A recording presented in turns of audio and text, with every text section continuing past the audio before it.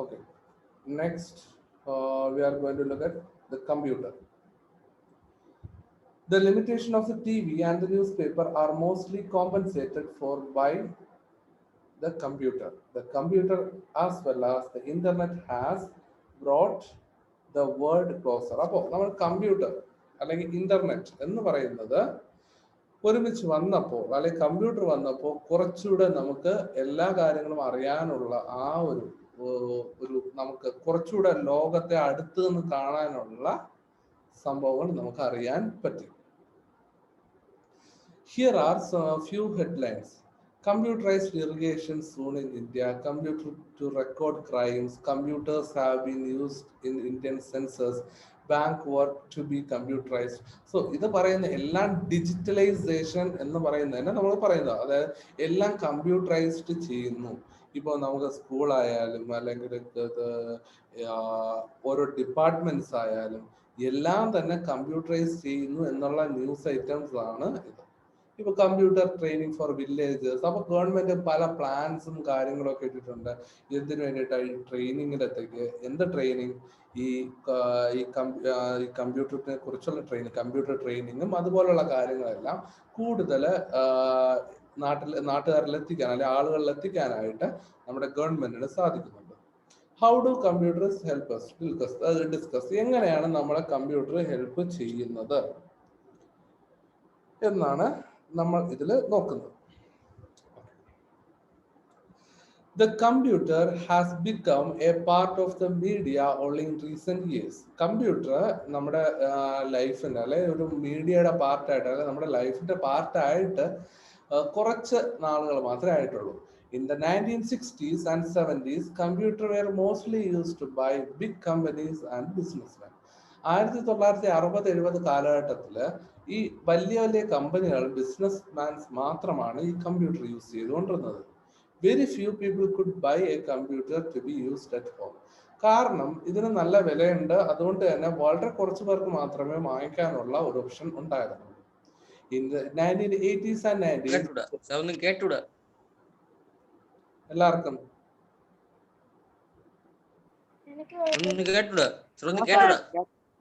എടാ അത് ലീവായിട്ട് ഒന്നുകൂടെ കയറി വേഗം.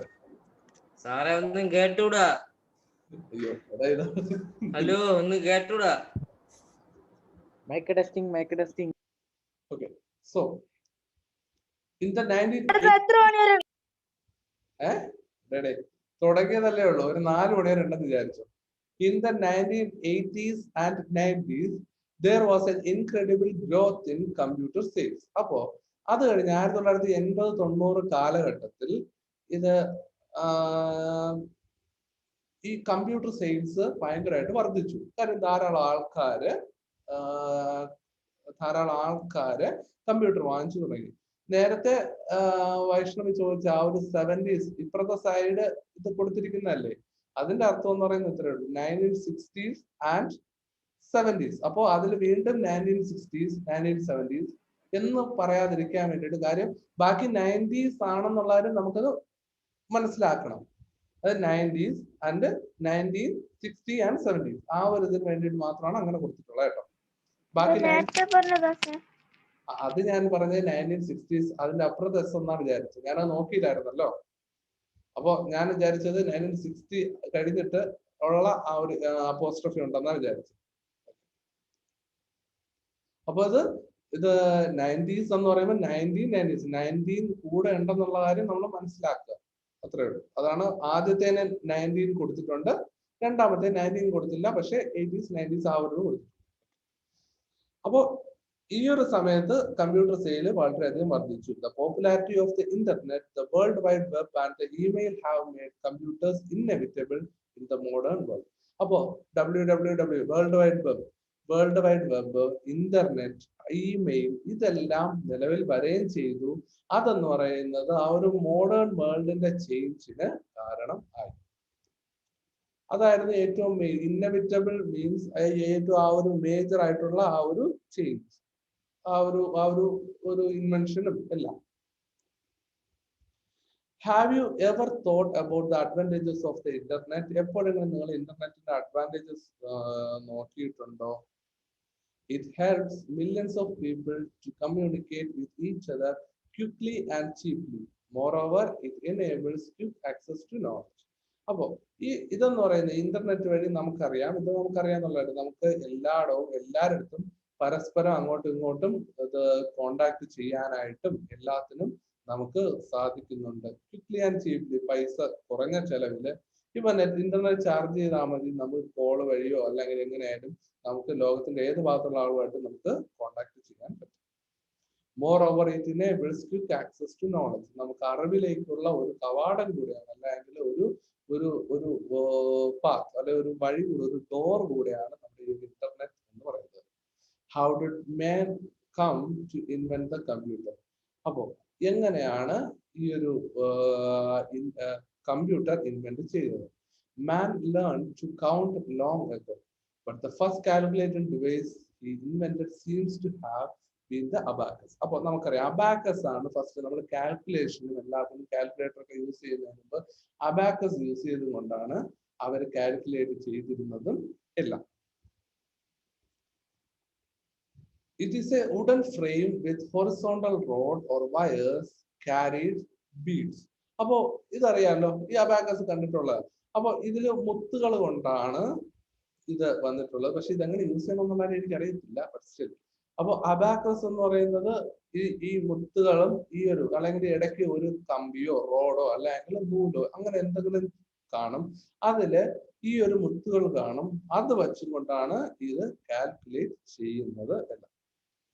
The counting is done by moving the birds one by one along the roads and wires. അപ്പൊ ഈ കൗണ്ടിങ് നടത്തുന്നത് ഈ മുത്തുകൾ ഓരോന്ന് നീക്കിയാണ് അതിന്റെ കാൽക്കുലേഷനും കാര്യങ്ങളും എല്ലാം നമ്മൾ മനസ്സിലാക്കുന്നത്. The first mechanical adding machine was made by Pascal in France and improved by the Leibniz in Germany. അപ്പോ എവരാണ് ആദ്യമായിട്ട് ഈ കമ്പ്യൂട്ടർ അല്ലെങ്കിൽ ഈ ഒരു അബാക്കസ് അല്ല ഇതിലൊന്ന് നമുക്കൊരു വ്യത്യാസപ്പെടുത്തി ഒരു മെഷീൻ എന്നുള്ള ആ ഒരു ഇത് കൊണ്ടുവരുന്നത് ഇവരാണ്, ഈ Pascal in France and improved upon by, അല്ലെങ്കിൽ അത് കഴിഞ്ഞിട്ട് അത് ഇംപ്രൂവ് ചെയ്തത് ലെബ്നിസ് എന്ന് പറയുന്ന ഒരു ശാസ്ത്രജ്ഞൻ ആണ്. But it was Charles Babbage of England who made the first calculating machine called the difference engine. പക്ഷെ ഒരു പ്രോപ്പർ എൻജിൻ എന്നുള്ള രീതിയിൽ ഒരു കാൽക്കുലേറ്റിംഗ് മെഷീൻ പ്രോപ്പർ ആയിട്ട് കണ്ടുപിടിച്ചത് ചാൾസ് ബാബേജ് ആണ്, ഫാദർ ഓഫ് കമ്പ്യൂട്ടർ. അതിന് ആ ഒരു മെഷീൻ, ആ ഒരു കാൽക്കുലേറ്റിംഗ് മെഷീനെ നമുക്ക് ഡിഫറൻസ് എൻജിൻ എന്ന് പറയാൻ പറ്റും. ഇൻ 1822 അത് കണ്ടുപിടിച്ചത് 1822. Later he designed the even more powerful analytical engine called analytical engine, but could not get it made. Its basic design is remarkably similar to the modern electronic computer. അപ്പോൾ അത് കഴിഞ്ഞതിന് ശേഷം ഈ കമ്പ്യൂട്ടർ ആയാലും ഇതായാലും use ചെയ്തത് വേറൊന്നിനും കൊണ്ടല്ല, ഇതിന് നമ്മുടെ ഈ ഒരു കാൽക്കുലേഷൻ പർപ്പസ്, അതാണ് ഈ ഒരു കാൽക്കുലേഷൻ പർപ്പസ് അല്ലെ അനലിറ്റിക്കൽ പർപ്പസ് ആണ് ഇതിന് ഏറ്റവും മേജർ ആയിട്ടുള്ളത്. അപ്പോൾ അതിനു വേണ്ടിയിട്ടാണ് ഇവർ കൂടുതലും ഈ കമ്പ്യൂട്ടർ അല്ലെങ്കിൽ ഈ ഒരു ടൈപ്പ് സിസ്റ്റം കണ്ടുപിടിച്ചത് തന്നെ. അപ്പോ ചാൾസ് ബാബേജ് ഇങ്ങനെ ഒരു മെഷീൻ അവിടെ ഫോം ചെയ്തു. അത് കഴിഞ്ഞതിന് ശേഷം കുറച്ചുകൂടെ അഡ്വാൻസ്ഡ് ആയിട്ടുള്ള അനലിറ്റിക്കൽ എൻജിനും പുള്ളിക്കാരൻ കണ്ടുപിടിച്ചു. അപ്പോ ഇത് പ്രോപ്പർ ആയിട്ട് പുള്ളിക്കാരൻ ഉണ്ടാക്കാനായിട്ട് സാധിച്ചില്ല. But still, its basic design is remarkably similar as the modern electronic computer. നമ്മുടെ കമ്പ്യൂട്ടർ ഉണ്ടല്ലോ, ആ കമ്പ്യൂട്ടറിന്റെ ഏകദേശം സെയിം മോഡലിൽ തന്നെയാണ് പുള്ളിക്കാരൻ ഇത് കണ്ടുപിടിച്ചത്. The processing of data with mechanical machines started with the 1890 US census. അപ്പോൾ ഈ ഒരു മെക്കാനിക്കൽ മെഷീൻ യൂസ് ചെയ്തുകൊണ്ട് അല്ലെങ്കിൽ ഈ ഒരു മെഷീൻ യൂസ് ചെയ്തുകൊണ്ട് 1890 US സെൻസസ് അവര് ഈ ഒരു മെഷീൻ യൂസ് ചെയ്ത് അവര് ഡേറ്റ പ്രോസസ്സിംഗ് സ്റ്റാർട്ട് ചെയ്തു. It was done with punch cards and tabulating machines designed and made by Herman Hollerith. അപ്പോ ഈ ഒരു മെഷീൻ അല്ലെങ്കിൽ ഇതിനെ ഈ ഒരു ടാബ്ലറ്റിംഗ് മെഷീനും പഞ്ചിങ് പഞ്ച്ഡ് കാർഡ്സും ഇതെല്ലാം ഡിസൈൻ ചെയ്തതും അത് ഉണ്ടാക്കിയതും ഈ ഹെർമൻ ഹോളറിക് എന്ന് പറയുന്ന ഈ ഒരു ശാസ്ത്രജ്ഞൻ അല്ലെങ്കിൽ ഈ പുള്ളിക്കാരനാണ് നമുക്ക് ഇങ്ങനെ ഒരു സാധനം ശബ്ദം കൂടെ കേൾക്കണം സാറ് പറയണ എന്റെ കൂടെ.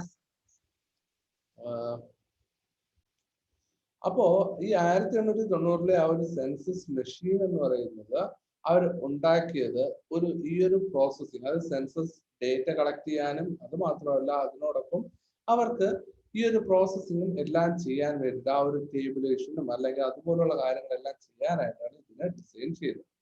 Later these machines came to be used in business, industry and the government for processing data.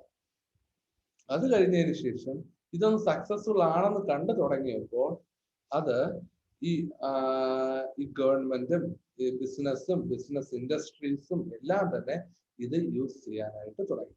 The first electronic computer were made in the late 40s in the USA, Germany and England. അപ്പോൾ ആദ്യമായിട്ട് electronic computer ഉണ്ടാക്കിയത് ഇത് ഒരു 40s, at the end of 40s USA, Germany, ഇംഗ്ലണ്ടിലൊക്കെ ആണ്.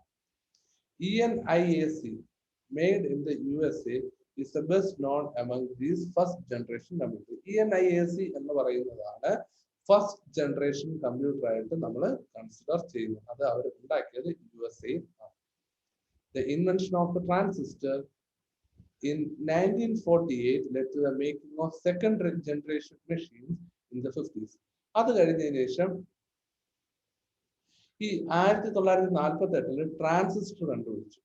അങ്ങനെ ആയപ്പോൾ അത് കഴിഞ്ഞ് സെക്കൻഡ് ജനറേഷൻ കമ്പ്യൂട്ടറിന്റെ ആ ഒരു തുടക്കം അല്ലെങ്കിൽ സെക്കൻഡ് ജനറേഷൻ കമ്പ്യൂട്ടർ ഉണ്ടാക്കാനായിട്ട് അവര് 1950s തുടങ്ങി.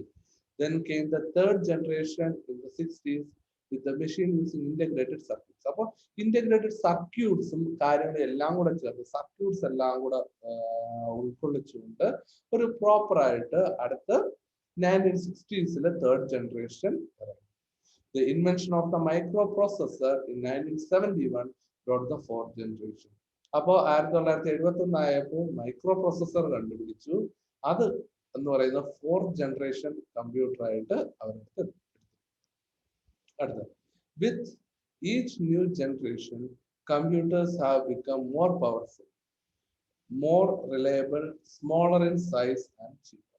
അപ്പോൾ ഓരോ ഇൻവെൻഷൻ ഇപ്പൊ നമ്മൾ യൂസ് ചെയ്യുന്നതൊക്കെ ചിപ്പും കാര്യങ്ങളൊക്കെ. അപ്പോൾ ആ ഓരോ ഇൻവെൻഷൻ കഴിയും തോറും ഇതിന്റെ സൈസ് കുറഞ്ഞു. ഇപ്പൊ നമുക്ക് മിനി കമ്പ്യൂട്ടർ ഉണ്ട്, ടാബ് ഉണ്ട്, ഫോൺ ഉണ്ട്, അല്ലെങ്കിൽ ഈ ലാപ്ടോപ്പ് ഉണ്ട്.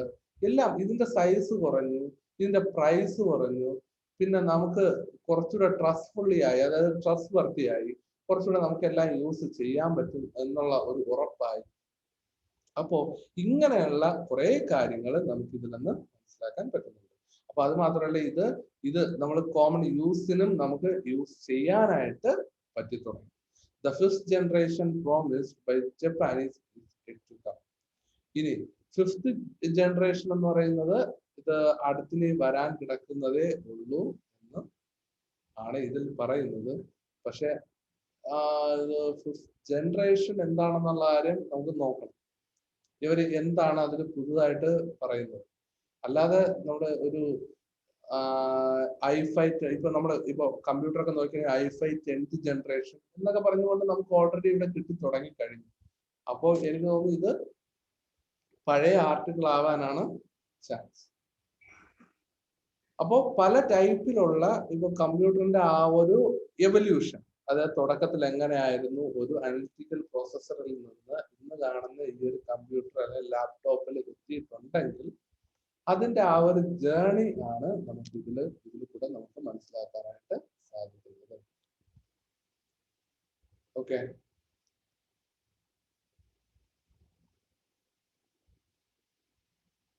അപ്പൊ ഇതിൽ എന്താ ഡൗട്ട്?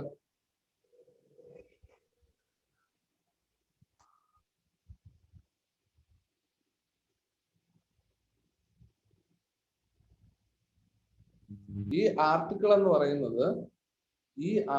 പറയുന്നത് വന്നിരിക്കുന്നത് 1970-80-80കളിലാണെന്ന് തോന്നുന്നു. കാരണം ഫിഫ്ത് ജനറേഷൻ ഒക്കെ ഇറങ്ങി കഴിഞ്ഞിട്ട് വർഷങ്ങൾ കുറെ ആയി. ഇതാണ് the fifth generation promised by Japanese yet to come എന്ന. പക്ഷെ ആക്ച്വലി ഫിഫ്ത് ജനറേഷനും സിക്സ് ജനറേഷനും ഒക്കെ വന്നിട്ട് കാലം കുറെ ആയി. i7 വന്നു, അടുത്ത് i10 വരെ, ഐ മീൻ ഇത് 10th ജനറേഷൻ സിസ്റ്റം വരെ ആയി. അപ്പൊ ഇതെന്ന് പറഞ്ഞ ഈ ടെക്സ്റ്റ് എന്ന് പറഞ്ഞാൽ പണ്ടത്തെ ടെക്സ്റ്റ് ആണോ ഇത്? ഈ ആർട്ടിക്കിൾ പണ്ടത്തെ ആർട്ടിക്കിൾ ടെക്സ്റ്റ് അല്ല, ആർട്ടിക്കിൾ. ഈ ഫിഫ്ത് ജനറേഷൻ കമ്പ്യൂട്ടറിന്റെ പേരെന്ന് പറയുന്നത് ഈ ആർട്ടിഫിഷ്യൽ ഇന്റലിജൻസ് ടെക്നോളജി അല്ലേ? അതൊക്കെ അത് കഴിഞ്ഞിട്ടുള്ള ഇതായിരിക്കും. ഇത് നമുക്കത് അങ്ങനെ പറയാം. ഫിഫ്ത് ജനറേഷൻ എന്ന് പറയുന്നത് ഇതെല്ലാം ഈ ഒരു മൈക്രോ പ്രോസസർ ബേസ്ഡ് ആയിട്ടുള്ള എല്ലാം എന്ന് പറയുന്നത് ഫിഫ്ത് ജനറേഷൻ തന്നെയാണ്. ഫിഫ്ത് ജനറേഷൻ കമ്പ്യൂട്ടർ കൊണ്ടുവന്നത് ജാപ്പനീസ് തന്നെയായിരുന്നു. ജാപ്പനീസ് തന്നെയായിരുന്നു. അത് ഈ മറ്റേ ഈ കമ്പ് പോലത്തെ സാധനങ്ങളൊക്കെ വെച്ച് കുത്തിയൊക്കെ നോക്കണത്. ഓക്കെ, അപ്പൊ അത് ആ ഒരു ഡേറ്റ മാത്രമേ ഇതിൽ ഇത് ലൈക്ക് കറക്റ്റ് ചെയ്യാനുള്ളൂ. എനിക്ക് തോന്നുന്നു ഇത് പഴയ ഒരു ഡേറ്റയാണ്, പഴയ ഒരു ആർട്ടിക്കിൾ ആണ്. അതാണ് സംഭവം ഇങ്ങനെ അവർ കൊടുത്തിരിക്കുന്നത്.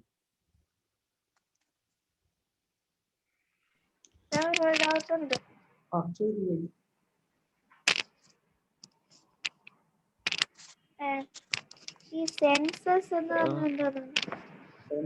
പറയുന്നത് അതായത് ഓരോ രാജ്യത്തിന്റെയും ആ ഒരു ഡേറ്റ കളക്ഷൻ, അതായത് ഓരോ രാജ്യത്തിന്റെയും ജനങ്ങളുടെ ഡേറ്റ കളക്ഷൻ, അല്ലെങ്കിൽ ഓരോ സ്റ്റേറ്റിന്റെ ഡേറ്റ കളക്ഷൻ. നമ്മുടെ ഈ വീട്ടില് ഇപ്പൊ ഓരോ 10 വർഷം കൂടുമ്പോഴും ഇവര് സെൻസസ് എടുക്കാറുണ്ട്. വീട്ടില് ആളുകൾ വന്ന് ഫോമൊക്കെ ഫില്ല് ചെയ്യും. ഗവൺമെന്റിൽ നിന്നാണെങ്കിൽ മുനിസിപ്പാലിറ്റി, പഞ്ചായത്തിൽ എന്ന് പറയും.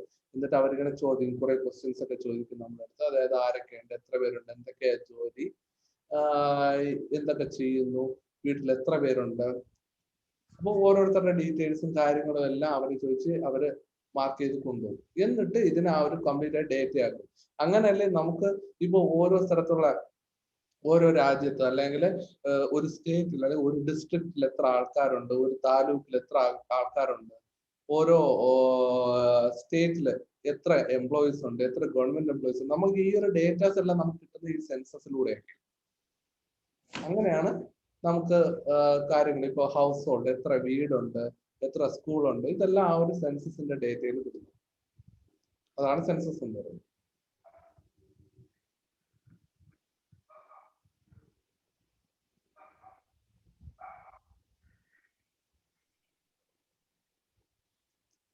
പിന്നെ ഇനി ബിസിനസ്സിലാണെങ്കിൽ അടുത്ത വേറൊരു തരം സെൻസസ് ഉണ്ട്. അതായത് അത് ബിസിനസ് ഡേറ്റ. ഓരോന്നും എത്ര ലൈക്ക് ഓരോന്നിന്റെ ബിസിനസ് മാർക്കറ്റ് വാല്യൂ, അത് സെൻസെക്സ്, അത് അങ്ങനെ കുറച്ചുണ്ട്. അപ്പൊ ഓരോന്നിനും ഇത് കംപ്ലീറ്റ് ഡേറ്റ അനാലിസിസ് ആണ് ഉദ്ദേശിക്കുന്നത്. ഡേറ്റ കമ്പ്യൂട്ടർ എന്ന് പറയുന്നത് കംപ്ലീറ്റ്ലി നമ്മൾ യൂസ് ചെയ്യുന്ന ഡേറ്റ അനാലിസിസ് ആണ് അതിന്റെ ആ ഒരു മേജർ പർപ്പസ് എന്ന് പറയുന്നത്.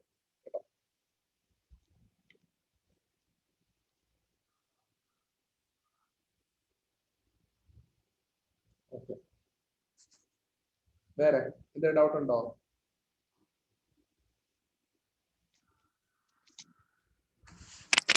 ഡൗട്ട് ഒന്നും ഇല്ലെങ്കിൽ എന്താ റൈസ് ഹാൻഡ് അല്ലല്ലോ, ഡൗട്ട് ഉണ്ടെങ്കിൽ റൈസ് ഹാൻഡ് കൊടുക്കുന്നു.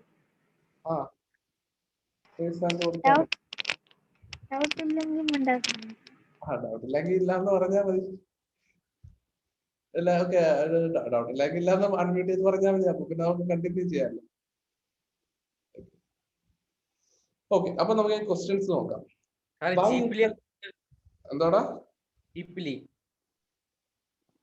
കേട്ടില്ല? ചീപ്ലി അതായത് നമുക്ക് വളരെ ചീപ്പായിട്ട്, അതായത് വില കുറച്ച്, ഇത് ഏറ്റവും മാർക്കറ്റ് വാല്യൂ അത്ര കൂടുതൽ കൊടുക്കാതെ നമുക്ക് കിട്ടും എന്നുള്ളത്. ഇപ്പൊ എന്ന് പറയുന്നത് പണ്ടത്തെ അത്രയും വില വേണ്ടല്ലോ നമുക്കൊരു കമ്പ്യൂട്ടർ വാങ്ങിക്കണമെന്നുണ്ടെങ്കിൽ. ഇപ്പൊ എത്ര രൂപയാവും കമ്പ്യൂട്ടറിന്? കമ്പ്യൂട്ടറിന് ഇപ്പൊ എത്ര രൂപയാന്ന് ചോദിച്ചു കഴിഞ്ഞാല് എത്ര രൂപയുണ്ടോ അത്ര രൂപയ്ക്കുള്ള കമ്പ്യൂട്ടർ വാങ്ങിക്കാൻ പറ്റും. 10,000 രൂപയ്ക്ക് കിട്ടും, 20,000 രൂപയ്ക്ക് കിട്ടും, 1 ലക്ഷത്തിനിട്ട്, 2 ലക്ഷത്തിനിട്ട്, 10 ലക്ഷത്തിനിട്ട്. 10,000 രൂപയ്ക്കും കിട്ടുമോ? 10,000 രൂപയ്ക്ക് മിനി കമ്പ്യൂട്ടർ ഒക്കെ കിട്ടും. അതായത് ചില സമയങ്ങളിൽ.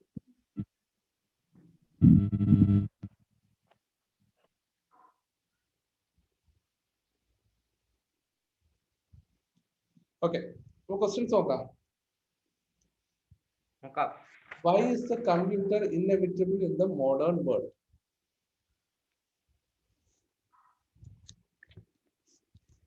എന്താ, എന്തുകൊണ്ടായിരിക്കും ഈ ലോകത്ത് കമ്പ്യൂട്ടർ ഒഴിച്ചുകൂടാനാവാത്തത്?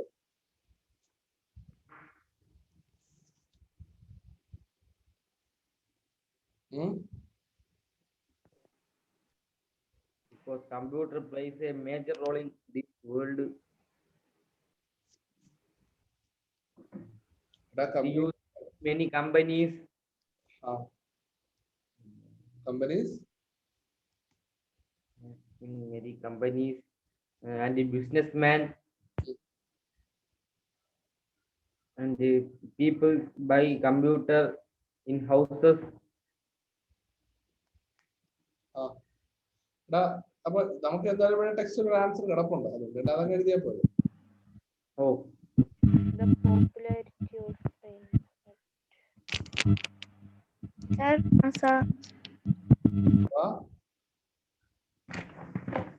എന്താ Vaishnavi?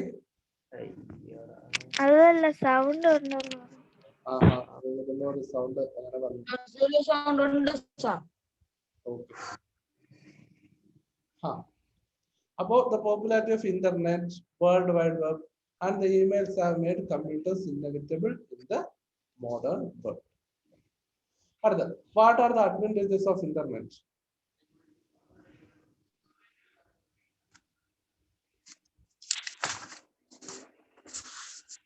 it helps millions of people to communicate with each other quickly and cheaply. Moreover, it enables you access to knowledge. അപ്പൊ നമുക്കത് ടെക്സ്റ്റിൽ തന്നെ അങ്ങ് എഴുതിയാൽ മതി. പിന്നെ നിങ്ങൾക്ക് എക്സാമിന് ഇത് അതുപോലെ ഞാൻ ഇത് എന്തോ അഡ്വാൻറ്റേജസ് അങ്ങനെയൊന്നും ചോദിക്കത്തില്ല, കാര്യം അല്ലാതെ തന്നെ ചോദിക്കാനായിട്ട് കുറെ ക്വസ്റ്റ്യൻസ് ഉണ്ടല്ലോ.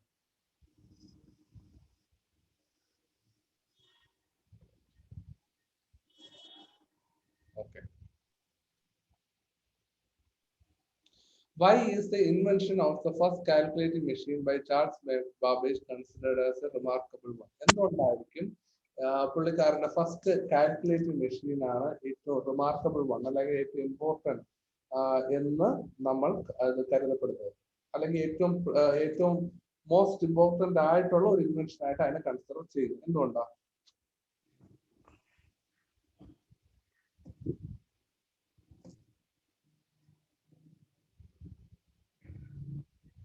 എന്തുകൊണ്ടാ?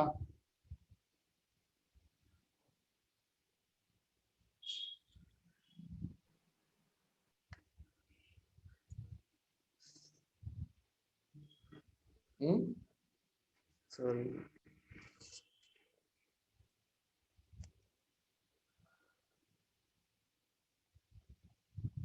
So in 1822, later he designed more powerful analytic engine.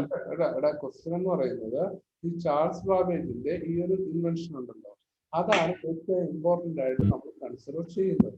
അത് എന്തുകൊണ്ടായിരിക്കും പുള്ളിക്കാരന്റെ ആ ഒരു കമ്പ്യൂട്ടർ, ആ ഒരു സിസ്റ്റം, ആ ഒരു ഇൻവെൻഷൻ അത്ര ഇമ്പോർട്ടന്റ് ആയിട്ട് നമ്മൾ consider ചെയ്യുന്നുണ്ടായിരിക്കും?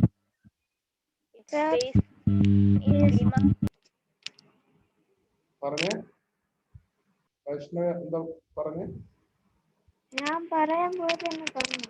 Its basic design is remarkably similar to the modern electronic computer. Okay, അത് നമുക്ക് എഴുതാൻ പറ്റും. അത് പുള്ളിക്കാരന്റെ ആ ഒരു കമ്പ്യൂട്ടർ എന്ന് പറയുന്നത് he designed a powerful analytical its basic design is remarkable similar to the modern electronic computer. പക്ഷെ എന്നാലും നമ്മൾ കുറച്ചുകൂടെ ഒരു ആപ്റ്റ് ആയിട്ടുള്ള ഒരു ആൻസർ നമ്മൾ കൊടുക്കണം. എന്ത് ആൻസർ കൊടുക്കാൻ പറ്റും? അതായത് നമുക്ക് ഇതായാലും മതി, ആ ഒരു ഡിസൈൻ. കാര്യം ഒരു മോഡേൺ കമ്പ്യൂട്ടർ ഏത് മോഡലിൽ ഇരിക്കണം എന്നുള്ള ആ ഒരു കാര്യം നമുക്ക് മനസ്സിലാക്കി തന്നത് പുള്ളിക്കാരന്റെ ഈ ഒരു ഡിസൈൻ. അതിനെ തന്നെ നമുക്ക് കൺസിഡർ ചെയ്യാം. ആടാ, ഞാൻ അയച്ചുതരാം. ആടാ, അയച്ചുതരാം. ആടാ, ഞാൻ പറയുന്നത് കേൾക്കാൻ പറ്റുന്നില്ല എനിക്ക്? ആ കേൾക്കാൻ പറ്റുന്നു സാർ. കേൾക്കാൻ പറ്റുന്നു സാർ. Okay okay okay. അടുത്ത 4. What is the role of Herman Hollerith in improving the design of the computer? പുള്ളിക്കാരന്റെ റോൾ എന്തായിരുന്നു? ഈ ഡിസൈൻ ഇംപ്രൂവ് ചെയ്യുന്നതിൽ പുള്ളിക്കാരന്റെ റോൾ എന്തായിരുന്നു?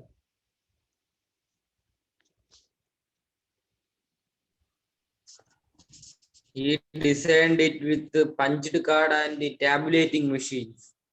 Yeah, tabulating machine in the 1890 US Census.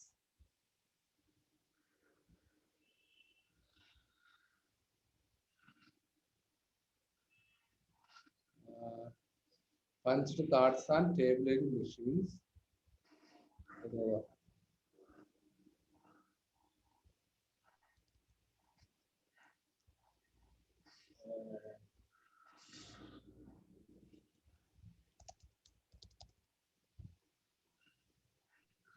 Yes.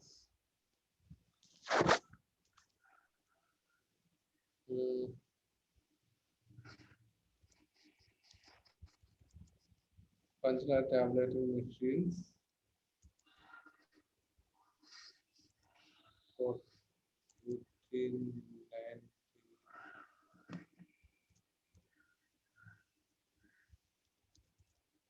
He has designed with an എഴുതാമോ?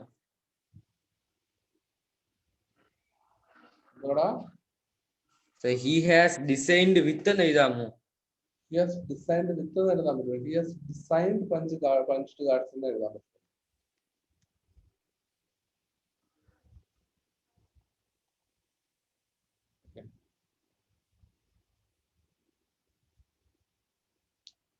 Okay ആണോ?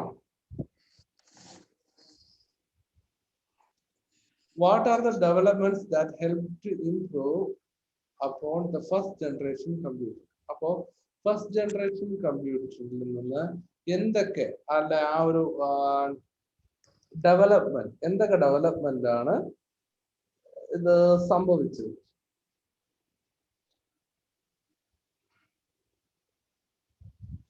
അതായത് ആദ്യത്തെ ആ ഒരു ഫസ്റ്റ് ജനറേഷൻ കമ്പ്യൂട്ടർ ഉണ്ടല്ലോ, അതിലത്തേക്ക് എന്തൊക്കെ ഫാക്ടേഴ്സ്, എന്തൊക്കെ ഡെവലപ്മെന്റ്സ് ആണ് അതിന് ഒരു പോസിറ്റീവായിട്ട് സംഭവിച്ചത്?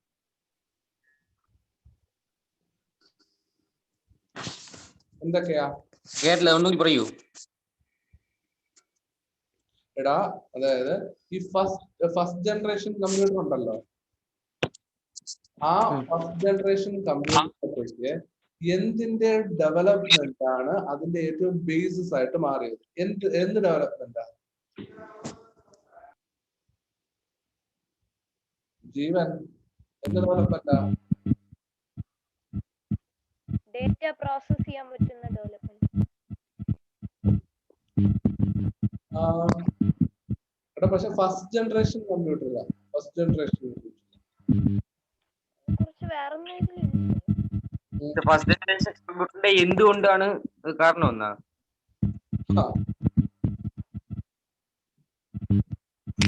ട്രാൻസിസ്റ്റർ എന്താണ്?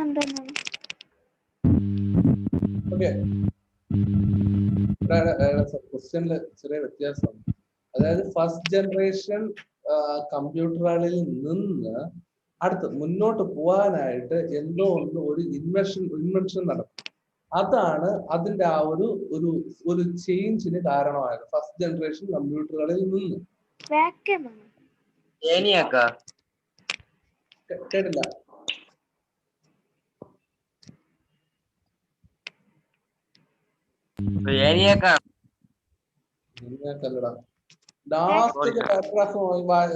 ലാസ്റ്റത്തെ പാരഗ്രാഫ് വായിച്ചാൽ കിട്ടും.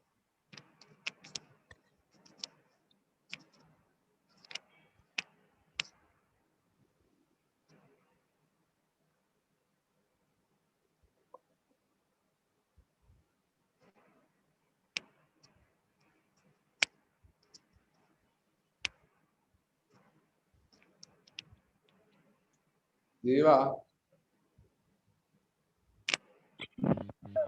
സാർ ഏതാണ്? ഫസ്റ്റ് ജനറേഷൻ ആണോ? ഫസ്റ്റ് ജനറേഷനിൽ നിന്ന് സെക്കൻഡ് ജനറേഷനിലേക്ക് പോകാനായിട്ട് എന്തോ ഒരു ഇൻവെൻഷൻ ആയിരുന്നു അതിന്റെ ഏറ്റവും ബേസിസ്. അത് ഫസ്റ്റ് ജനറേഷന്റെ ഫസ്റ്റ് കമ്പ്യൂട്ടറുകളിൽ ഇംപ്രൂവ് ചെയ്യാനായിട്ട് ആരോ ട്രാൻസിസ്റ്റർ. അത്രേ ഉള്ളൂ. ട്രാൻസിസ്റ്റർ 1948. അതാണ് ആ ഫസ്റ്റ് ജനറേഷൻ കമ്പ്യൂട്ടറിൽ ഇംപ്രൂവ് ചെയ്ത് സെക്കൻഡ് ജനറേഷനിലേക്ക് പോകാനുണ്ടായ കാരണം. അപ്പോ അത് തന്നെയാണ് അടുത്തത്. The fifth generation computer will be capable of reasoning and decision making, just like human beings. What are your expectations about them? അപ്പോ അഞ്ചാമത്തെ ജനറേഷൻ കമ്പ്യൂട്ടറിൽ എന്തൊക്കെ എക്സ്പെക്ടേഷൻ ആയിരുന്നു നിങ്ങൾക്ക് ഉണ്ടാവുക? അതില് ടെക്നോളജികളൊക്കെ നല്ല ഈസി ആയിരിക്കും.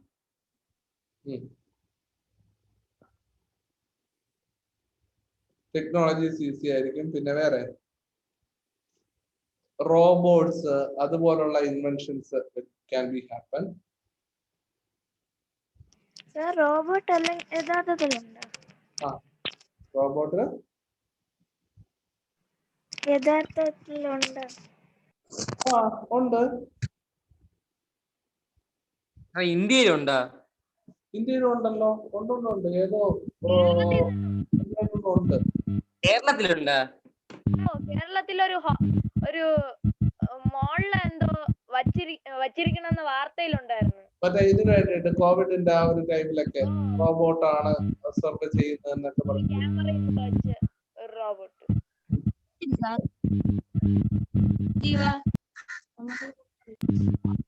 എടാ ജീവ, നിനക്ക് അവിടെ നിന്ന് ഒരു സൗണ്ട് വരുന്നുണ്ട് കേട്ടോ. അതിലെന്തോ ഒരു മിസ്റ്റേക്ക് ഉണ്ട്. നേരത്തെ പോലെ ഒന്ന് ഡീവായിട്ട് ഒന്നുകൂടെ റീജോയിൻ ചെയ്ത്.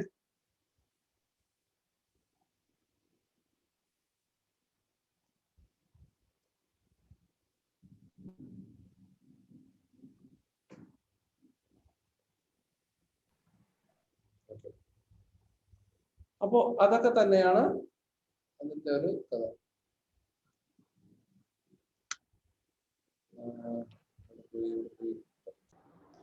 Books play a very important role as mass media. അപ്പൊ മാസ് മീഡിയയിൽ തന്നെ നമുക്ക് ബുക്സും വളരെ ഇമ്പോർട്ടൻ്റ് ആയിട്ടുള്ള റോള് വഹിക്കുന്നുണ്ട്. They are treasure houses of knowledge. Books are the most faithful or friends. അപ്പൊ നമുക്ക് ഏറ്റവും ട്രസ്റ്റ് ചെയ്യാൻ പറ്റുന്ന ഒന്നാണ് ബുക്സ് എന്ന് പറയുന്നത്. Some books are read only for pleasure and amusement. അപ്പൊ ചില ബുക്സ് എന്ന് പറയുന്നത് അല്ലെങ്കിൽ ചില ബുക്സ് എന്ന് പറയുന്നത് നമുക്ക് ഭയങ്കര സന്തോഷം തരുന്നതാവാം. അല്ലെങ്കിൽ ഈ എന്താ പറയുക, നമുക്ക് ഭയങ്കര അമ്യൂസ്മെന്റ്, അതായത് ഏറ്റവും ആകാംക്ഷ നിറഞ്ഞത് അത്തരത്തിലുള്ള പല ബുക്സ്. ഇപ്പൊ ത്രില്ലർ ബുക്സ് ഉണ്ട്, അല്ലെങ്കിൽ റൊമാൻറ്റിക് ബുക്സ് ഉണ്ട്, ഇപ്പോ നോവൽസ്, അല്ലെ ഫിക്ഷൻ, നോൺ ഫിക്ഷൻ. അപ്പോൾ നമുക്ക് പലതരം നോവൽസ്, ഇപ്പൊ പല തരത്തിലുള്ള ബുക്സും നമുക്ക് കാണാൻ കിട്ടും. So here is one poem, books. ഇപ്പൊ എഴുതിയത് ആരും ചോദിച്ചു, Eleanor Farjeon. Eleanor Farjeon. She was born in 1881 to 1965. Was an English author of children's stories and plays, poetry, biography, history and satire. She owned many. ഇടയ്ക്കല്ലോ പറഞ്ഞ ഇടയ്ക്കൊന്നും പറഞ്ഞില്ല, continuous ആയിട്ട് പറഞ്ഞുകൊണ്ടിരിക്കുന്നുണ്ട്. റെക്കോർഡാണെങ്കിൽ okay.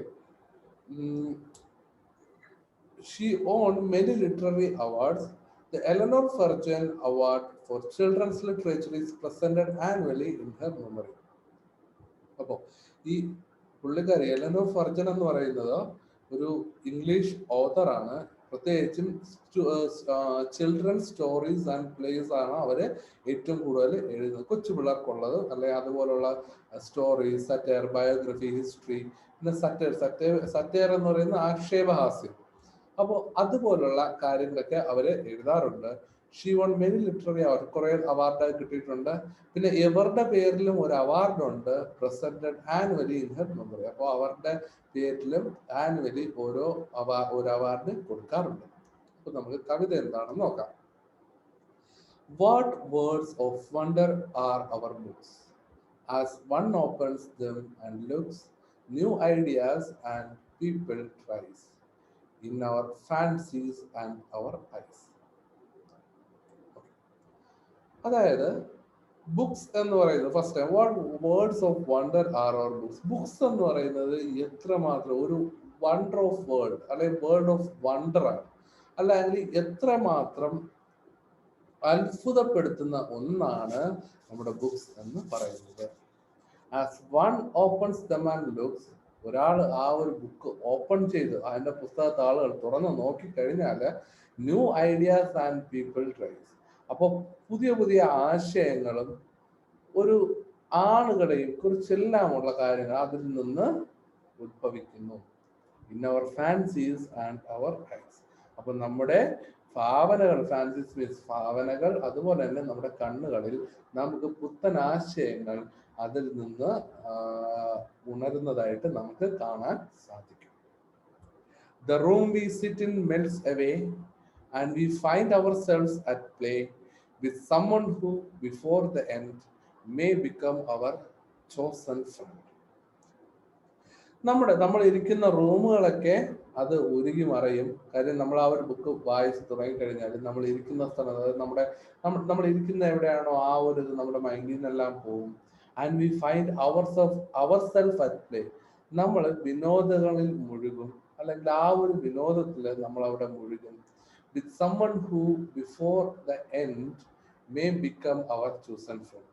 അപ്പോൾ നമുക്കറിയാത്തൊരു കൂട്ടുകാരൻ, someone who before the end, അത് നമുക്കറിയാത്തൊരു കൂട്ടുകാരൻ നമുക്ക് ഇഷ്ടത്തോഴനാകുന്നു, അല്ലെങ്കിൽ നമുക്ക് ഇഷ്ടപ്പെട്ട ഒരാളായിട്ട് അവിടെ മാറുന്നു.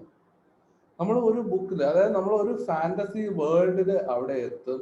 ആ ബുക്ക് നന്നായിട്ട് നമ്മൾ അത്രയ്ക്ക് ഇഷ്ടപ്പെട്ട് വായിച്ചു കഴിഞ്ഞാൽ അതെന്ന് പറയുന്നത് നമ്മൾ കംപ്ലീറ്റ്ലി ഒരു ചേഞ്ച് ആയിരിക്കും അവിടെ നമുക്ക് ഫീൽ ചെയ്യുക. Or we sail along the page to some other land or age. Here is our body in the chair, but our mind is over there.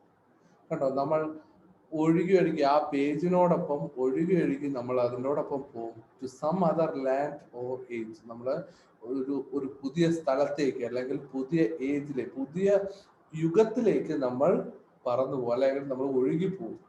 Here is our body in the chair, നമ്മൾ ഇരിക്കുന്ന കസേരയിൽ നമ്മുടെ ബോഡിയൊക്കെ കാണും, പക്ഷേ but our mind is over there. അപ്പോൾ പക്ഷെ നമ്മുടെ മനസ്സെന്ന് പറയുന്നത് അവിടെ നമ്മുടെ ആ ഒരു ഫാന്റസി വേൾഡിൽ, അല്ലെ ആ ഒരു ബുക്ക് എന്ന് പറയുന്ന ആ ഒരു വേൾഡിനുള്ളിൽ ആയിരിക്കും. Each book is a magic box which with a touch a child unlocks. In between their outside covers books hold all things for their lovers. അതായത് ഓരോ പുസ്തകവും ഓരോ മാജിക് ബോക്സ് ആണ്, അതായത് ഒരു മാന്ത്രിക പെട്ടി പോലെയാണ്. എന്തുകൊണ്ടാ? With which A touch a child unlocks. അതായത് ഒരു ഒരു നമ്മളൊന്ന് ആ പുസ്തകത്തിൽ തൊട്ട് കഴിഞ്ഞാൽ, അല്ലെങ്കിൽ അതൊന്ന് തൊടുക, ഇവിടെ തൊടുക എന്ന് വെച്ച് കഴിഞ്ഞാൽ ഒരു കുട്ടി അത് വായിച്ച് തുടങ്ങി കഴിഞ്ഞാൽ, അല്ലെങ്കിൽ ആ പുസ്തകം മനസ്സിലാക്കി തുടങ്ങിക്കഴിഞ്ഞാൽ ആ ഒരു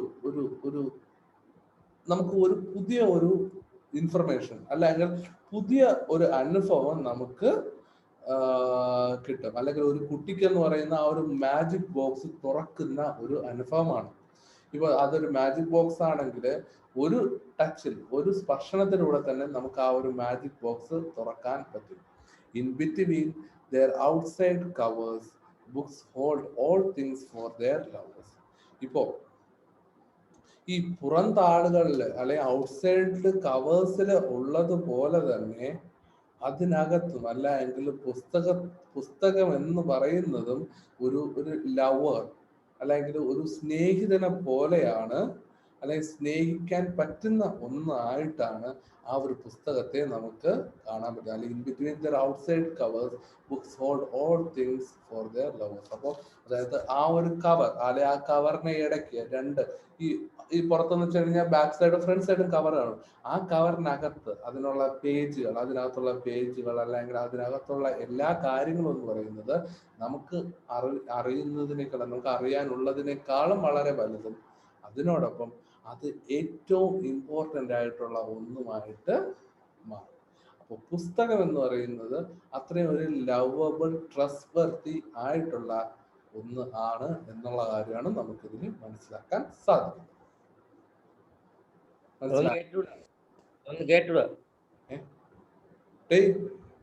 ഇത് അപ്പൊ ഏതാണ് നീ കേട്ടു? ഞാൻ മറ്റേ വിച്ച് വിത്ത് ഇംഗ്ലീഷിൽ വായിക്കുന്നവരെ കേട്ടു. അത് കഴിഞ്ഞിട്ട് ഓക്കെ വെയിറ്റ് ബാക്കി. അപ്പൊ ഇതിൽ പറയുന്നത് ഇത്രേ ഉള്ളൂ. ബുക്സ് എന്ന് പറയുന്നത് അത്ര ഇമ്പോർട്ടന്റ് ആയിട്ടുള്ള ഒന്നാണ്. ബുക്സ് എന്ന് പറയുന്നത് നമുക്ക് ലൈഫിൽ തന്നെ ഏറ്റവും ഇമ്പോർട്ടന്റ് ആയിട്ടുള്ള ഒന്നാണ്. ഒരു മാജിക് ബോക്സ് ആണ്. നമുക്കൊരു ഹാപ്പിനെസ് അല്ലെങ്കിൽ ട്രസ്റ്റ് വർത്തി ആയിട്ടുള്ള ഒന്നാണ്. ഹാപ്പിനെസ് തരാനും എല്ലാം പറ്റുന്ന ഒന്നാണ് ഈ ബുക്സ് എന്ന് പറയുന്നത്. അതാണ് ഇതിന്റെ ഒരു ആശയം എന്ന് പറയുന്നത്. മനസ്സിലായോ? വൈഷ്ണവി അവിടെ ഉണ്ടോ? ഞാൻ വിചാരിച്ച് ക്ലാസ് കേട്ടിരുന്ന് ഉറങ്ങിയാണോ?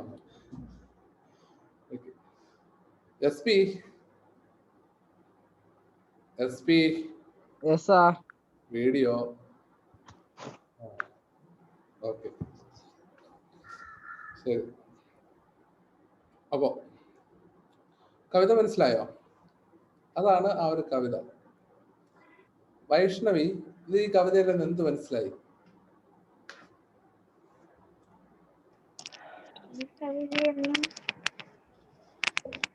ബുക്കിന്റെ കാര്യം അതന്നെ. ബുക്കിന്റെ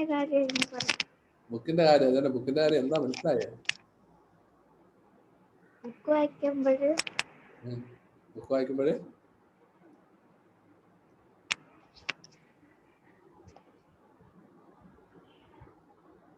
വായിക്കുമ്പോഴ് ജീവ, ഈ കവിതയിൽ എന്ത് മനസ്സിലായി നിനക്ക്? അത് ബുക്സ് നമ്മള് നല്ല മനസ്സോടെ വായിച്ച അതിന്റെ കഥകളിലോട്ട് നമുക്ക് എത്താൻ പറ്റും. അത് നന്നായിട്ട് മനസ്സിലാക്കാനും നല്ല ആസ്വദിക്കാനും പറ്റും. അന്നൊരു ബുക്ക് എന്ന് പറയുന്നത് it's an another world. So നമ്മൾ അതിനെ ഇഷ്ടപ്പെട്ടു കഴിഞ്ഞാല് നമ്മൾ ആ ഒരു വേൾഡിൽ അങ്ങ് ആയിക്കോളും. ഇഷ്ടപ്പെടാനായിട്ട് ഭയങ്കര പ്രയാസമായിരിക്കും, പക്ഷെ ഇഷ്ടപ്പെട്ടാൽ പിന്നെ അത് നമുക്ക് ഭയങ്കര ഇൻട്രസ്റ്റിംഗ് ആയിരിക്കും കേട്ടോ. അപ്പോ ക്വസ്റ്റ്യൻസ് നോക്കാം.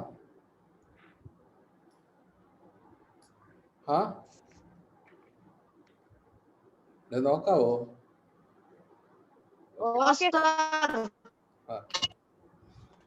Okay. How do books become words of wonder?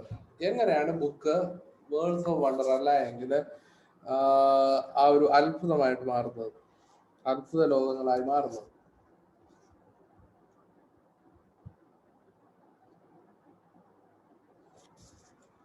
എങ്ങനെ?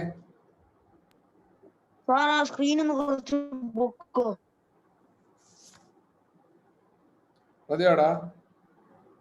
കുറച്ച് മുകളിലോട്ട് പറഞ്ഞടിക്കാ സാറേ. കവിത മതി സാർ. പറയ്. How do books become words of wonder? എങ്ങനെയാണ് ബുക്ക് ഒരു അത്ഭുത ലോകമായി മാറുന്നത്? First paragraph. അത് ഫസ്റ്റ് ആൻസർ പറ. If we open a book, the new ideas will get new ideas. പക്ഷെ ഇത് നമുക്ക് മറ്റേനെ പോലെ നമുക്ക് ഒരു ഇതായിട്ട് എഴുതാൻ പറ്റത്തില്ല. ഇത് ലൈൻസിന് അതുപോലെ കോപ്പി ചെയ്ത് എഴുതാൻ പറ്റത്തില്ല. അപ്പോൾ അതിനെ നമ്മൾ സെന്റൻസ് ആക്കി എഴുതണം. അതാണ് നമ്മുടെ ജോലി.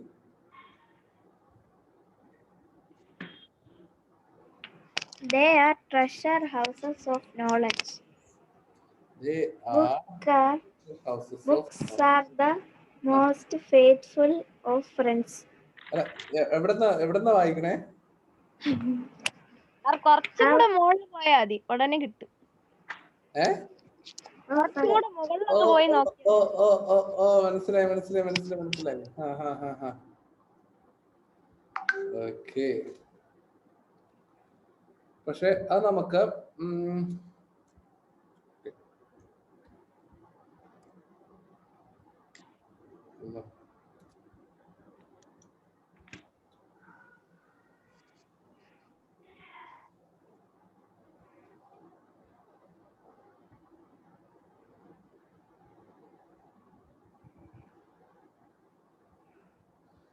ഓക്കെ. വായിച്ചേ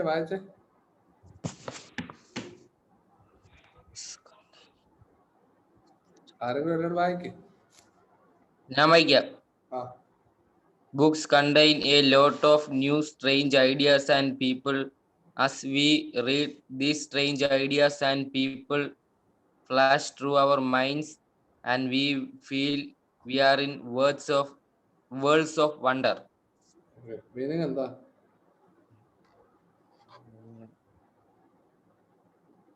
ബുക്സ് ഒരുപാട് പുതിയതും പിന്നെ നമ്മൾ അറിയാത്തതുമായിട്ടുള്ള കുറെ ഐഡിയാസും ഉണ്ട്. നമ്മളിപ്പോ അത് വായിച്ചാൽ ആ ഐഡിയാസും എല്ലാം നമ്മുടെ മനസ്സിലേക്ക് പോകും. അപ്പൊ നമ്മളൊരു വണ്ടറിൽ ഇപ്പോൾ നമ്മൾ ഫീൽ ചെയ്യും. എക്സാക്ട്ലി. അപ്പൊ അത് തന്നെയാണ് അതിന്റെ ഒരു മീനിങ് എന്ന് പറയുന്നത്. ആ ഒരു ചേഞ്ച് അല്ലെങ്കിൽ ആ ഒരു ഐഡിയാസും പീപ്പിളും എല്ലാം അത് നമ്മുടെ ആ ടെക്സ്റ്റിലുള്ള കാര്യം തന്നെ, അതുപോലെ തന്നെ എടുത്ത് എഴുതിയിട്ടുണ്ടെന്നേ ഉള്ളൂ. അപ്പോ അത് തന്നെയാണ് സംഭവം. ഓക്കെ. അടുത്ത രണ്ടാമത്തെ. What does the poet mean when she says the room melts away? ഇവിടെ റൂം മെൽറ്റ്സ് അവേ എന്ന് പറഞ്ഞ് ഒരു വരിയുണ്ട്. അതുകൊണ്ട് നമ്മുടെ കവി ഉദ്ദേശിക്കുന്നത് എന്താ?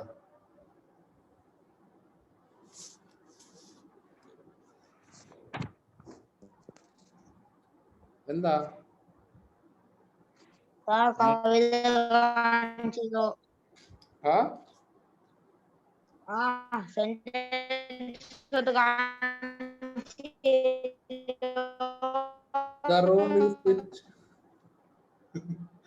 The room we sit in melts away. ഇത് നമ്മൾ ബുക്ക് വായിക്കുമ്പോൾ നമുക്ക് മറ്റുള്ളതൊന്നും അറിയില്ല. എക്സാക്ട്ലി. നമ്മൾ വി ഫോർഗെറ്റ് അവർ സറൗണ്ടിങ്സ്. അതാണ് അവിടെ ഉദ്ദേശിക്കുന്നത്. Okay. That means we forget our surroundings.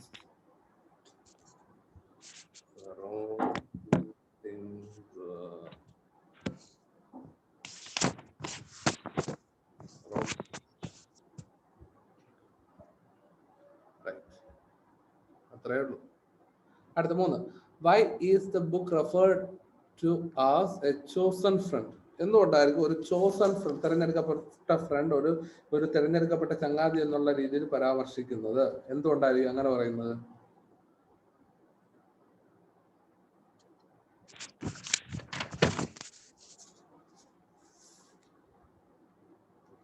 എന്തുകൊണ്ടായിരിക്കും അങ്ങനെ ആ ഒരു ചൂസൺ ഫ്രണ്ട് എന്നുള്ള ആ ഒരു രീതിയിൽ നമുക്ക് തോന്നുന്നത്? നോളജ് തരും. ഒരു ഓക്കെ, നോളജ് തന്നു കഴിഞ്ഞാൽ അത് ഉടനെ അതൊരു ഫ്രണ്ട് ആവുമോ? ഇല്ല. പിന്നെ എങ്ങനെയായിരിക്കും?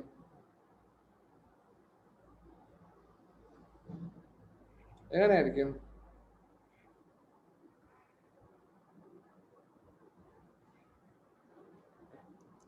ബുക്ക് വായിക്കുമ്പോൾ നമ്മളെ കുറച്ചും കൂടി രസിപ്പിക്കുകയും പിന്നെ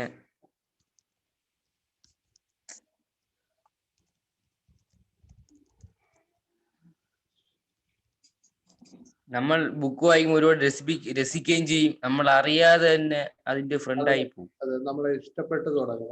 അത് നമ്മുടെ പ്രിയപ്പെട്ടതാവും. അങ്ങനെയാണ് അതൊരു ഇത് ഒരു ചോസൺ ഫ്രണ്ട് ആയിട്ട് മാറും. സാർ, ഇങ്ങനെ ഈ ബുക്ക് എന്ന് പറയുമ്പോൾ ഏത് ടൈപ്പ് കഥാ ബുക്കാണോ അതോ ഇഷ്ടമുള്ളത് വരാം.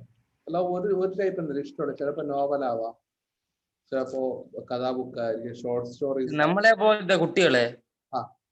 വായിക്കാൻ ഏറ്റവും ഇഷ്ടപ്പെടുന്ന ബുക്ക് ഏതാണ്? അറിഞ്ഞൂടാത്തോണ്ടാണ്. അത് ഓരോരുത്തരുടെ പേഴ്സണൽ ഇൻട്രസ്റ്റ് പോലെ ഇരിക്കും. ചിലപ്പോ ഇപ്പൊ നിനക്ക് ചിലപ്പോ കഥാബുക്കായിരിക്കും ഇഷ്ടം, ലൈക്ക് ഓക്കെ ഷോർട്ട് സ്റ്റോറീസ് ആയിരിക്കും ഇഷ്ടം. പിന്നെ ചിലർക്കാണെങ്കിൽ വലിയ നോവലുകളായിരിക്കും വായിക്കുന്നത് ഇഷ്ടം. പക്ഷെ ചിലർക്കാണെങ്കിൽ ചിലപ്പോ ക്രൈം ത്രില്ലേഴ്സ് ആയിരിക്കും വായിക്കുന്നത് ഇഷ്ടം, ലൈക്ക് ഇൻവെസ്റ്റിഗേഷൻ അതുപോലുള്ള കഥകൾ, അത്തരത്തിലുള്ള ഒരു കഥകളായിരിക്കും ഇഷ്ടം. അപ്പോൾ ഓരോരുത്തർക്കും ഓരോ പേഴ്സണൽ ഇൻട്രസ്റ്റ് കാണും. അത് ഏതെങ്കിലും ബുക്കുകളൊക്കെ വായിച്ച് തുടങ്ങുന്ന സമയത്തെ പറയാൻ പറ്റത്തുള്ളൂ, ഓക്കെ എന്റെ ഇൻട്രസ്റ്റ് ഇതാണെന്നുള്ള കാര്യം എനിക്കവിടെ മനസ്സിലാവാൻ പറ്റത്തുള്ളൂ. എനിക്കിപ്പോ ഞാനിപ്പോ ഒരു ക്രൈം ത്രില്ലർ കിട്ടുകയാണെങ്കിൽ ഞാനിരുന്ന് വായിക്കും. പക്ഷെ ബാക്കി ഏത് കിട്ടിയാലും ഞാനിരുന്ന് വായിക്കാറില്ല, എനിക്കത് ബോറിംഗ് ആയിരിക്കും. അപ്പോൾ അതെന്തുകൊണ്ടാണ്? അത് ഓരോരുത്തരുടെ പേഴ്സണൽ ഇൻട്രസ്റ്റ്, ഓരോ പേഴ്സണൽ ചോയ്സ് ആയിട്ട് വരുന്നതാണ്. അതാ അങ്ങനത്തെ.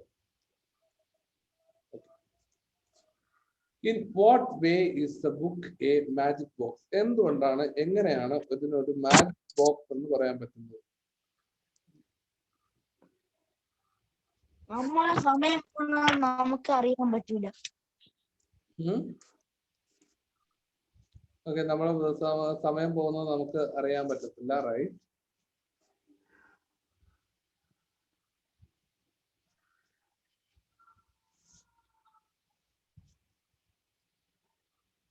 ഓക്കെ, വേറെ സമയം പോകുന്ന അറിയാൻ പറ്റത്തില്ല, വേറെ നമുക്ക് അറിഞ്ഞൂടാത്ത പല പല കാര്യങ്ങളെല്ലാം അതിലുണ്ട്.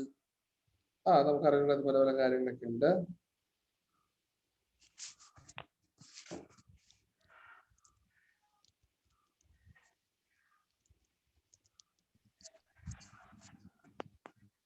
വേറെ അത് വായിച്ചുകൊണ്ടിരിക്കുമ്പോഴും നമ്മളെ വേറൊരു ലോകത്തോട്ട് തന്നെ കൊണ്ടുപോകും.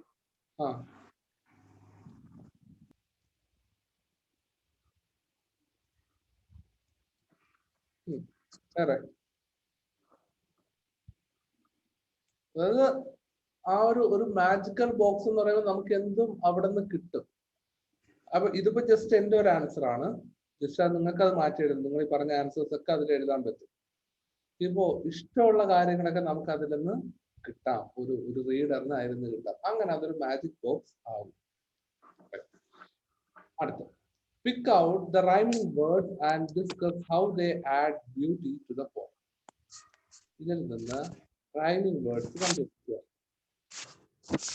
ഏതൊക്കെയാണ് rhyming words? Books, look, rise, eyes, play, end, friend, age, chair, there, box, unlocks, covers, lovers. Sir എല്ലാ സെന്റൻസിലുണ്ട്. എല്ലാത്തിലും ഉണ്ട്. റൈറ്റ്. അപ്പൊ ഇതിന്റെ റൈമിംഗ് സ്കീം എന്താ? A B B. സാറൊന്ന് കവിത കാണിക്കോ? ഞാൻ നിന്റെ കാര്യം മറന്നു.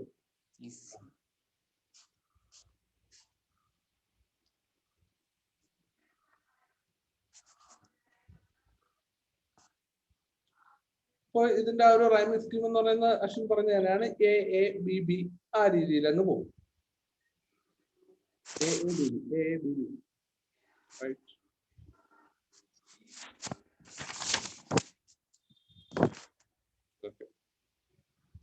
അപ്പൊ ഇതിൽ എഴുതുമ്പോൾ റൈമിംഗ് വേർഡ്സും എഴുതുക, ഇതിന്റെ റൈമിംഗ് സ്കീം എന്ന് പറയുന്നത് എ ബി ബി എന്നുള്ള ഒരു എഴുതുക.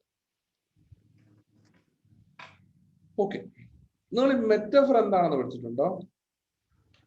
ഇല്ല sir. If metaphor is a figure of speech used to describe something by referring to something else, it does not assert a comparison. Okay. ഈ മെറ്റഫർ എന്ന് പറയുന്ന ഒരു രൂപാലങ്കാരമാണ്. നമ്മുടെ ഈ ഒരു കവിതയിലൊക്കെ കാണുന്ന ഒരു അലങ്കാരമാണ്. ഇതെന്ന് പറയുന്നത് ഒരാളിനെയോ ഒരു വസ്തുവിനെയോ വിവരിക്കാൻ വേണ്ടിയിട്ട് സമാന പ്രത്യേകതകളുള്ള മറ്റൊന്നിനോട് ബന്ധിപ്പിക്കുന്ന പരാമർശം, അല്ലെങ്കിൽ ബന്ധിപ്പിക്കുന്നത്, ബന്ധപ്പെടുത്തി പരാമർശിക്കുന്നതിനാണ് മെറ്റഫർ എന്ന് പറയുന്നത്. അതായത് ഇപ്പോ ഫോർ എക്സാമ്പിൾ ഇവിടെ നിന്ന് ഓക്കെ ഇവിടുന്ന് ഒരു എക്സാമ്പിൾ എടുക്കുക. ഓക്കെ, ഇവർ കൊടുത്തിട്ടുള്ള എക്സാമ്പിൾ എടുക്കുക. He was a lion in the battle. My love is a red rose. Okay, first he was a lion in a battle. അപ്പോൾ എടുത്തത് ഒരാളെ കുറിച്ച് അയാളുടെ പ്രവൃത്തിയെയോ എന്തെങ്കിലും മറ്റൊന്ന് പോലെ സാമ്യപ്പെടുത്തുന്നതിനെയാണ് ആ ഒരു ഇത് കമ്പയർ ചെയ്യുന്നതല്ല, പക്ഷെ മറ്റുള്ളവർ സാമ്യപ്പെടുത്തുന്നതിനെയാണ് നമ്മൾ മെറ്റഫർ എന്ന് പറയുന്നത്. എങ്ങനെ? അപ്പോ അദ്ദേഹം ഒരു നല്ലൊരു ഫൈറ്റർ ആണ്, അതായത് കമ്പാരിസൺ അല്ല. ഇപ്പൊ ഒരു സിംഹം എന്ന് പറഞ്ഞിട്ടുണ്ടെങ്കിൽ അതിനർത്ഥം അയാൾ നല്ല ഫൈറ്റർ ആണ്, ഭയങ്കര ശക്തിയുള്ള ഒരാളാണ്, അദ്ദേഹം യുദ്ധത്തിൽ കാണിച്ച ആ ഒരു പ്രകടനം അത്രയ്ക്ക് ഇമ്പോർട്ടന്റ് ആണ്. അപ്പൊ അതുകൊണ്ട് he was A lion in the battle. Okay, അപ്പോ ഇത് ഇപ്പൊ നമ്മൾ പറയും, ഇപ്പൊ ക്ലാസ്സിൽ എപ്പോഴും ഉറക്കം തൂങ്ങിയിരിക്കുന്ന ഒരാളെടുത്തോടെ നീ എന്തോ മൂങ്ങയാണോന്നോ അല്ല എങ്കിൽ എന്തെങ്കിലും വേണ്ടി ചോദിക്കാം. കാര്യം ഫുൾ ടൈം ഉറങ്ങും, പകലത്ര ഉറങ്ങുന്നത് മൂങ്ങയല്ലേ, മൂങ്ങ വവ്വാൽ ഇതൊക്കെയാണ് ഉറങ്ങും. അപ്പോൾ അങ്ങനെ ഉറങ്ങുന്ന ഒരാളുടെ അടുത്ത് അങ്ങനെ ചോദിച്ചു കഴിഞ്ഞാൽ അയാളുടെ ആ ഒരു കമ്പാരിസൺ അല്ല, പക്ഷെ അതിന്റെ ആ ഒരു സിമിലർ ക്യാരക്ടറിനെ ലൈക്ക് നമ്മൾ ഒന്നായിട്ട് നമ്മൾ ജസ്റ്റ് ഒന്ന് ഡിസ്ക്രൈബ് ചെയ്യുന്നതാണ്, അല്ലെങ്കിൽ ഒന്ന് റെഫർ ചെയ്യുന്നതാണ്, ഇന്നതിനെ പോലെ. അല്ല രണ്ടും തമ്മിലുള്ള എന്തൊക്കെ പോരായ്മകളുണ്ട് എന്നുള്ള ആ ഒരു നോക്കുന്നതല്ല, പക്ഷെ രണ്ടും തമ്മിലുള്ള ആ ഒരു ഒരു ഒരു ഒരു സമാനതകളെ നമ്മൾ ചൂണ്ടിക്കാണിക്കുന്നതിനാണ് മെറ്റഫർ എന്ന് പറയുന്നത്. അതോ മനസ്സിലായോ?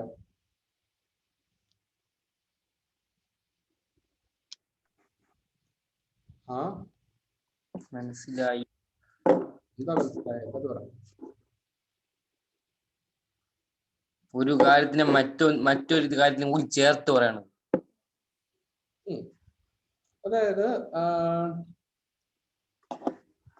അത് ചേർത്ത് പറയുന്നതല്ല, ഒന്നിനെ നമ്മളിങ്ങനെ കമ്പയർ ചെയ്യുന്നതാ. അതായത് ഇന്നത് പോലെയാണ്, പക്ഷെ അതിന്റെ ആ ഒരു ക്വാളിറ്റീസും കാര്യം നമ്മൾ കമ്പയർ ചെയ്യുന്നില്ല, പക്ഷെ അതിന് പകരം അത് നമ്മൾ റെഫർ ചെയ്യുന്നതാ. അത് he was A lion in the battle, അവൻ ഒരു സിംഹം തന്നെ ആയിരുന്നു എന്തൊരു ബാറ്റില്. അല്ല, my love is A red rose, അതായത് അവൻ സ്നേഹിക്കുന്ന ആൾ ഒരു റെഡ് റോസും ആയിട്ടാണ് അവൻ കമ്പയർ ചെയ്യുന്നത്, അല്ലെങ്കിൽ അത് റെഡ് റോസ് പോലെയാണ് എന്നാണ് പറയുന്നത്. അപ്പൊ ആ രീതിയിലാണ് നമുക്ക് മെറ്റഫറിനെ നമുക്ക് കൺസിഡർ ചെയ്യാൻ പറ്റുന്നത്. ഇപ്പോ നമുക്ക് പറയാം she is A walking dictionary എന്ന് പറയാന്ന് വെച്ചാൽ ഒരാൾ പറയും he is A walking dictionary എന്ന് പറഞ്ഞാൽ അതിന്റെ മീനിങ് എന്താ? ഡിക്ഷണറിയെ പോലെയാണ് എന്നല്ല അതിന്റെ മീനിങ്, പക്ഷെ അവക്ക് പഠിക്കുന്ന കുട്ടിയാണ്, പഠിക്കുന്ന കുട്ടിയാണ്, അല്ല എങ്കിൽ ഡിക്ഷണറിയിലുള്ള മീനിങ്സ് എല്ലാം അവക്ക് അറിയാം, അല്ലെങ്കിൽ അവന് അറിയാം എന്നുള്ള ആ ഒരു കമ്പാരിസൺ, അത്തരത്തിലുള്ള കമ്പാരിസനാണ് നമുക്ക് ഈ ഒരു മെറ്റഫർ എന്ന് പറയുന്നത്. ഒരാളെ വേറൊരു പദം കൊണ്ട് നമ്മൾ വിശേഷിപ്പിക്കുമ്പോൾ അതിന് നമുക്ക് മെറ്റഫർ എന്ന് പറയാൻ പറ്റും. കേട്ടോ? ഒരു എക്സാമ്പിൾ പറഞ്ഞേ, ഇഷ്ടമുള്ള.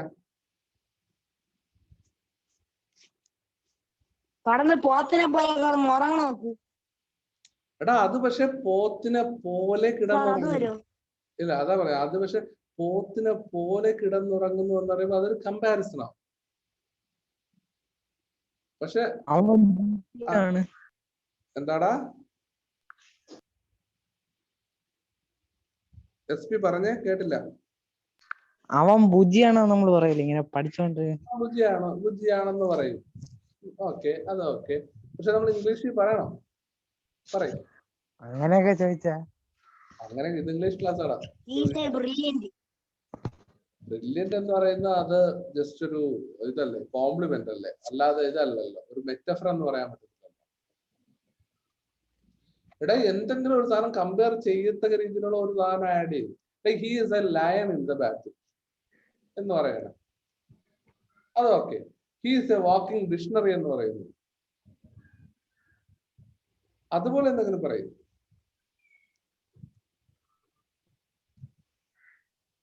He is a monkey in study. He is a monkey in study.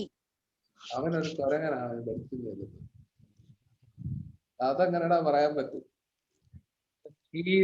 He is a running deer. Running dear. Okay, അതുകൊണ്ട് നീ അർത്ഥാക്കുന്നത് എന്താ? അവൾ അല്ല അവൾ ഒരു മാനിനെ പോലെയാണ് ഓടുന്നത്. Running dear. ഓക്കെ, അപ്പൊ അത്രയും സ്പീഡ് ഉള്ള ഒരാളായിരിക്കണം, അത്രയും ക്വിക്ക് ആയിരിക്കണം. അങ്ങനെ ഒരാളെ നമുക്ക് അങ്ങനെ വിശേഷിപ്പിക്കാം. അപ്പൊ അതാണ് ഈ മെറ്റഫർ എന്ന് പറയുന്നത്. കേട്ടോ? അപ്പൊ ഇത്തരത്തിലുള്ള മെറ്റഫേഴ്സ് ഒക്കെ നിങ്ങൾ കളക്ട് ചെയ്യുക.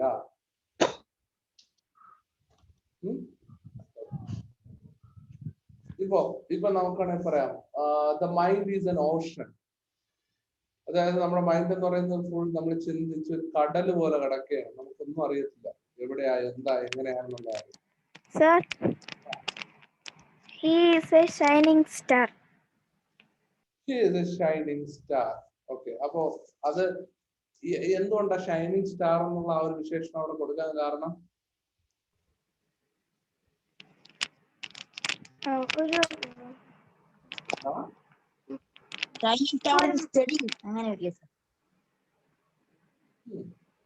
രീതിയിലൊക്കെ പറയാം. പക്ഷെ എന്താണ് നമ്മള് ഒരു വാക്ക്, ഇപ്പൊ നമ്മൾ വാക്കിംഗ് ഡിക്ഷണറി എന്ന് പറയുമ്പോൾ അതിന് ഒരു ഇതുണ്ട്. അതായത് ആ ഡിക്ഷണറി എന്ന് പറഞ്ഞാൽ എല്ലാ വാക്കിന്റെ പേരിൽ എന്ത് ചോദിച്ചാലും പറയാൻ പറ്റും. അപ്പൊ അതാണ് വാക്കിംഗ് ഡിക്ഷണറി. ഒരു ഡിക്ഷണറി എന്നുള്ള ആ ഒരു ഇത് ലയൻ എന്ന് പറയുന്ന ഒരു വാക്ക് കൊടുത്തു. എന്തുകൊണ്ട്?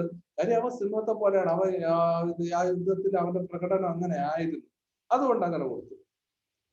അപ്പൊ ആ രീതിയിൽ നമ്മൾ ചിന്തിച്ച് ഇതേപോലെ എക്സാമ്പിൾസ് കുറച്ച് കണ്ടുപിടിക്കുക. അടുത്ത next question. Do you think books are preferable to the TV and the radio? Why? Write your views in a short paragraph. അപ്പോ ഈ TV, റേഡിയോ എന്നിവയെക്കാള് ബുക്സ് ആണോ നിങ്ങൾ കൂടുതൽ പ്രിഫർ ചെയ്യുന്നത്?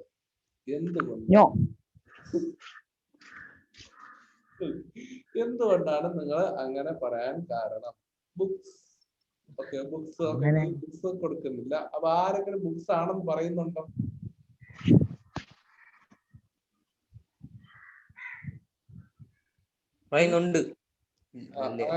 അങ്ങനെയാണെങ്കിൽ എന്തുകൊണ്ടാണെന്ന് എഴുതണം.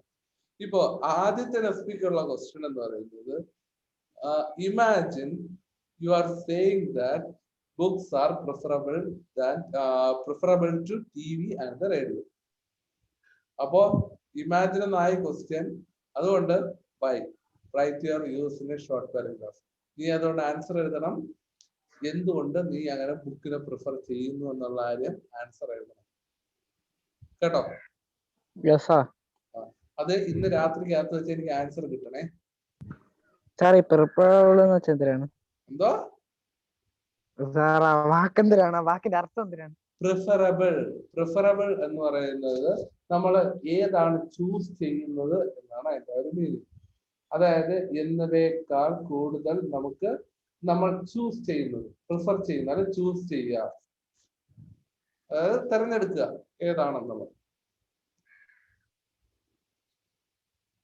ഓക്കെ, അതെനിക്ക് ഇന്ന് രാത്രി അയക്കണേ. നീ അയക്കണം, നീ അയച്ചിരിക്കണം ഉറപ്പായിട്ട്. എനിക്ക് തോന്നുന്നു നമ്മുടെ അശ്വിൻ അവിടെ ഉണ്ടോ? അവിടെ ഉണ്ട്. ഞാൻ അശ്വിൻ പോയത്. അവിടെ ഉണ്ട്. അതാ നിന്നെ കാണാനില്ല, അതുകൊണ്ട് നോക്കിയതാ. ഞാൻ എന്റെ മൊബൈൽ